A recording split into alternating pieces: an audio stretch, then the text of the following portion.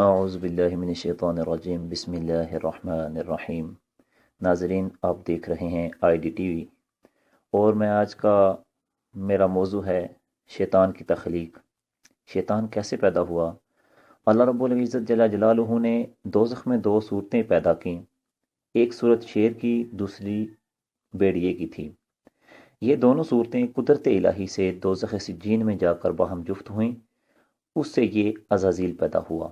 اس نے وہاں 1000 سال تک خدا تعالیٰ کو سجدہ کیا، پھر اس کے بعد ہر طبقہ زمین پر 1000 سال عبادت کر کے زمین دنیا پر آیا۔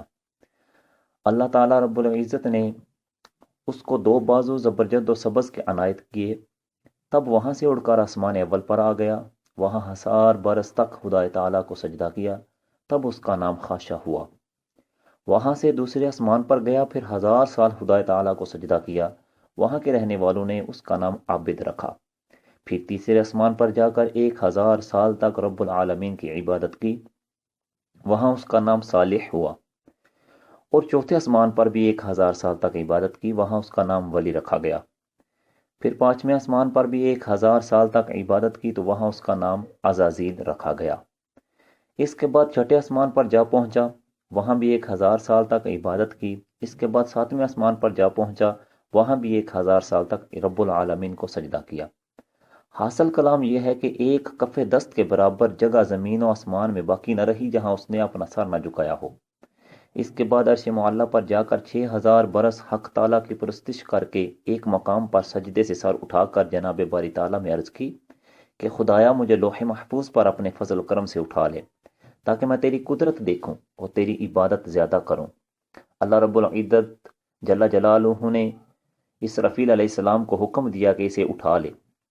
جب وہ لوح محفوظ پر گیا، نظر اس کی ایک عبارت پر پڑی جس میں لکھا ہوا تھا کہ بندہ خدا 6 لاکھ برس تک اپنے خالق کی عبادت کرے اور ایک سجدہ خدا کا نہ کرے تو خدا تعالیٰ اس کی 6 لاکھ برس کی عبادت کو مٹا کر سب مخلوقات میں نام اس کا ابلیس رکھ دے گا۔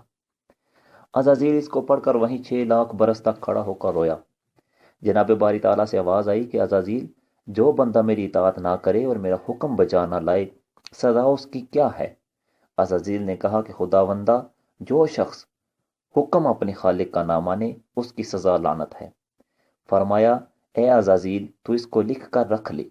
اور عبداللہ ابن عباس نے یہاں روایت کی ہے کہ آپ فرماتے ہیں کہ عزازیل کے مردود ہونے سے 12000 برس پہلے یہ امر واقع ہوا تھا۔ حاصل یہ کہ عزازیل نے کہا لعنت اللہ علی من ما اطاع اللہ، یعنی لعنت خدا کی اس پر ہے جو اطاعت نہ کرے اللہ تعالیٰ کی۔ تب حکم ہوا کہ عزازیل بہشت میں کئی 1000 سال خزانچی بہشت کا رہا، اور ایک دن اس جہان کا اس جہان کے 1000 سال کے برابر ہے۔ پس بہشت میں ایک ممبر نور کا رکھوا کر 1000 برس تک درس و تدریس اور وعظ و نصیحت کرتا رہا۔